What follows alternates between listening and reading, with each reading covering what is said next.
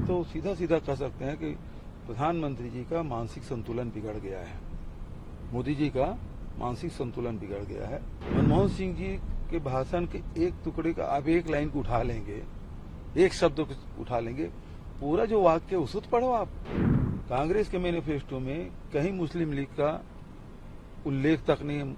मुस्लिम का मतलब, इसका मतलब ये है कि भारतीय जनता पार्टी बुरी तरह हार रही है, तभी इस प्रकार से बातें करेंगे, अन्यथा कोई भी संतुलित व्यक्ति इस प्रकार से बात नहीं करेगा।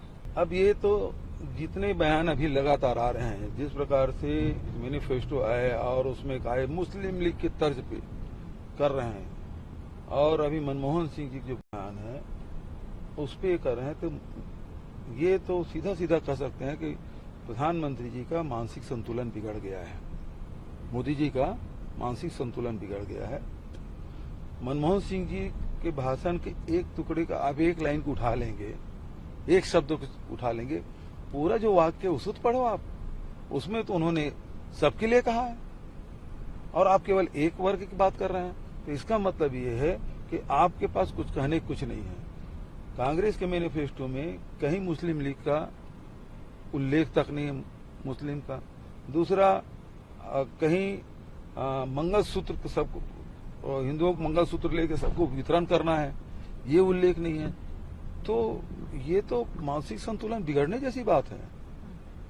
मतलब इसका मतलब ये है कि भारतीय जनता पार्टी बुरी तरह हार रही है, तभी इस प्रकार से बातें करेंगे, अन्यथा कोई भी संतुलित व्यक्ति इस प्रकार से बात नहीं करेगा, जो मोदी जी ने कही। इंडिया अलायंस, एक क्वेश्चन है, इंडिया अलायंस और मोदी जी, ये कहा जाता है कि मोदी वेव, पिछले 2014 और 2019 इलेक्शन, दोनों इलेक्शन में ये कहा गया कि मोदी वेव के कारण भाजपा जीती है। क्या आपको लगता है इस बार कोई ऐसी मोदी वेव है? देखिए, उस समय 2014 में ये हुआ था कि मनमोहन सिंह जी काम करने वाले प्रधानमंत्री थे, बोलते नहीं थे, तो लोगों ने कहा बोलने वाला प्रधानमंत्री चाहिए, तो ये कुछ ज्यादा ही बोलने लगे।